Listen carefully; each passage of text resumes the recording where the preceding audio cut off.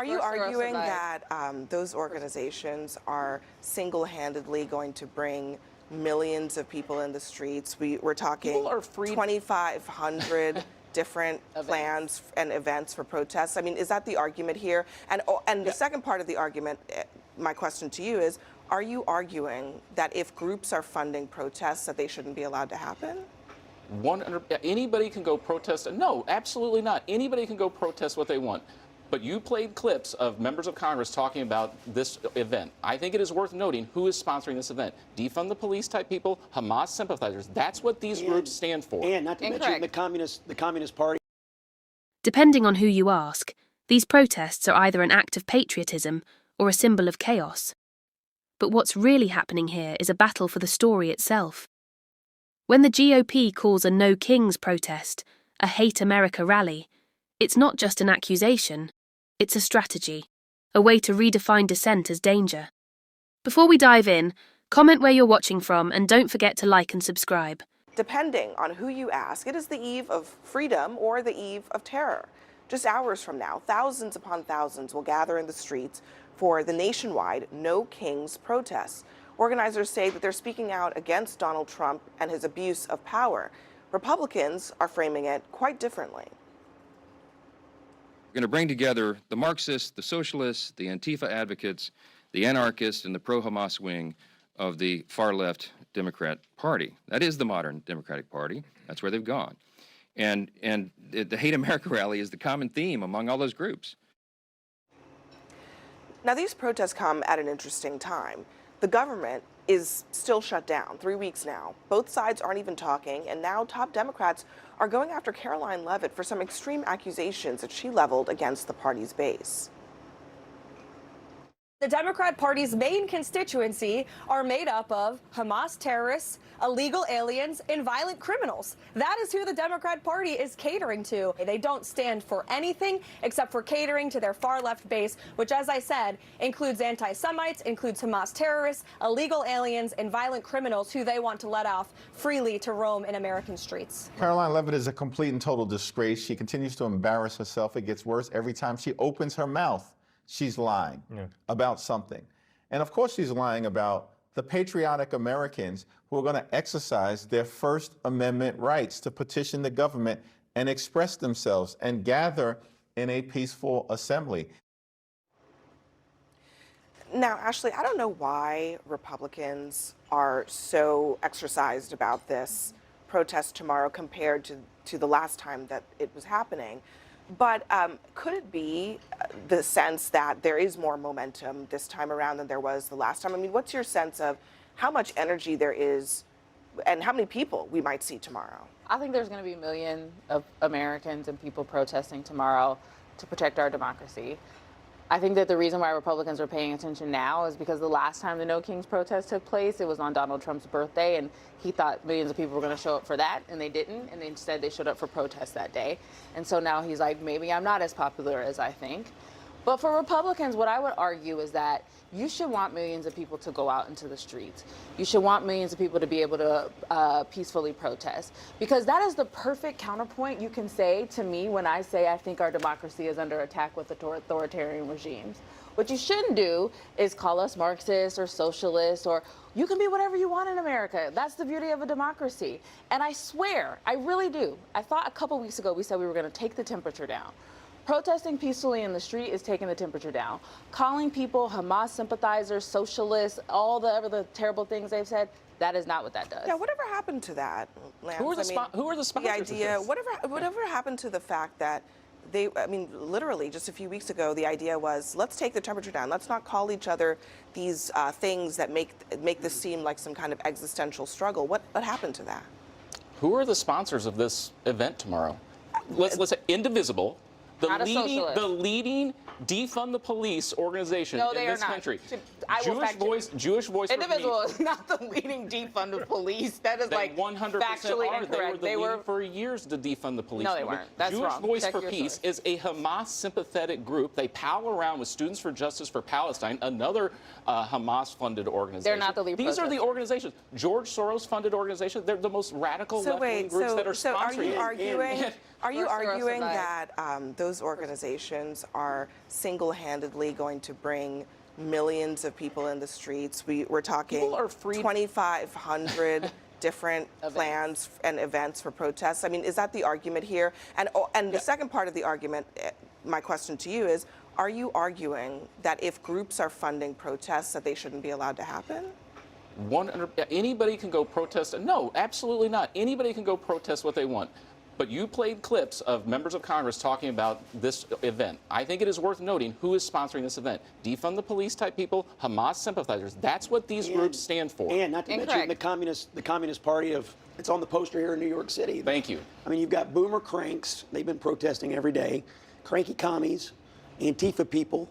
I mean, what they're saying is true. A lot of the people with these sympathies are going to be at these events. I'm sure there'll be some peaceful protesters there. I hope there's no violence. But given what we've seen in cities around America, it is highly likely we're going to see violent elements. I would like to say that I want to get to the press secretary's comments about the base of the party. I've voted in every Democratic primary since I was old enough to vote. I'm considered the base of the party. I was a union member. I grew up in a trailer house in East Texas. I went home last weekend, and I took my wife home to East Texas, and I went to a Baptist church where I was saved and baptized. I'm the base of the party. I went to a high school football game where I was an all-state football player. I'm the base of the party. And then I went by the factory that had been shut down because my job was moved overseas. I'm the base of the Democratic Party, not these other folks. Andy Kim, the senator, compared Speaker Johnson's comments about these protests to what was said about the March on Washington of 1963 by George Wallace. He said, segregationist George Wallace said about the March on Washington, I do think the march under the leadership of men who are in the Communist Party and have been is not good for the country. Citizens being used by communists to disrupt and destroy internal peace. That's the comparison that he's making. Well, look, I mean, if Democrats want to embrace having the Communist Party here in New York City sponsor this rally, you know, be my guest, respectfully, and I hear what you're saying, but where is the energy in the Democratic Party? You see energy around protecting illegal populations. You see it every day. Energy around criminals, violent criminals. I mean, Democratic officials all over this country have worked very hard to let violent criminals out on the streets. Where is the lie in what is being said by Caroline Leavitt? This is where the energy is on the left. The energy, violent, illegal aliens, violent criminals, that's the energy. That's what you see. The energy is behind protecting people's rights. It's behind not having citizens citizens, Americans. What about illegal aliens being rounded up by ICE? Many Democrats have said we got the immigration issue wrong and we need to fix it. Perhaps maybe in Congress, but we know that won't happen because they aren't even working right now. But people are protesting Americans being zip-tied, being detained without having their rights protected. I'm not saying that is not that is not the Democratic Party saying that let all illegal people or criminals run free. That is not what the Democratic Party is saying. Those are the policies. Those are your. No, they are not. I mean, you have prosecutors and judges all over this country that have let violent criminal after violent criminal out on the streets, and then what do? They commit other violent crimes in city after city after city. What does that have to do with people exercising their rights to protest? I really want to understand. I mean, there are going to be millions of people probably out on the streets all over the country. And many of those people are, you know, your neighbors, perhaps some of your friends. They're regular Americans that have constitutional rights, that have voting rights like everybody else. Why is it that there is this idea that guilt by association should be applied to them when they just want to go out and protest against a political administration that they disagree with? I have no problem with people protesting peacefully.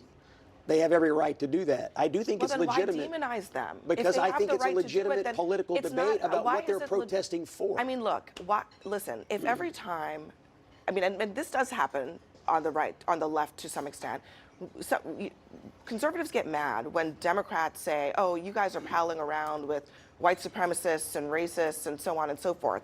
Charlottesville, a great example. Or the group chat. Yeah, the group chat. This week. January 6th, all of that. Everybody painted with the same brush, and you all were opposed and upset about that.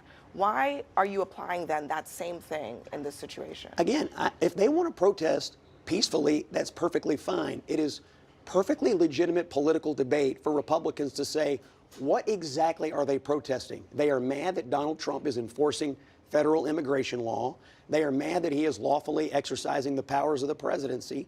And they are fighting for policies that Republicans fundamentally believe are bad I for do the think country. they disagree with all of the things that It's a you legit just said. debate. They disagree. You characterize those things as lawful, and they disagree, and they're expressing their disagreement. But I want to play this from Amy Coney Barrett, the Supreme Court Justice. She's spoken with a New York Times columnist about some of these concerns about President Trump's use of his presidential power.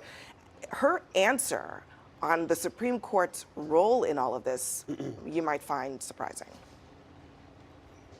Where it's very easy to imagine from either the left or the right, some present or future president deciding to test the court, Andrew Jackson style, saying, interesting ruling, Justice Barrett, good luck enforcing it.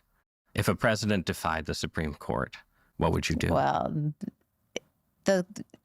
as you say, the court lacks the power of the purse. We lack the power of the sword. And so we interpret the Constitution, we draw in precedents, we have these questions of structure, and, we make the most with the tools that we have. I watched that today when we sent it around, and I had not seen it previously. And it's funny that we picked this piece because it was the part that stuck out to me the most, and it kind of shook me. She was like, we ain't in charge of the money.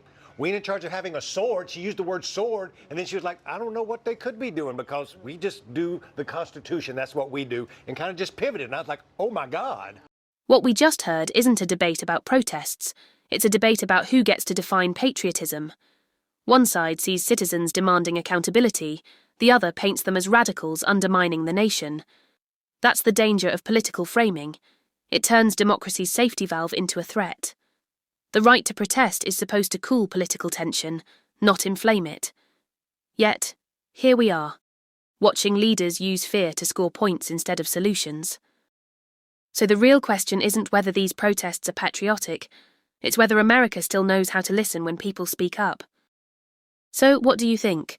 Let me know in the comments, and don't forget to subscribe for more breakdowns like this.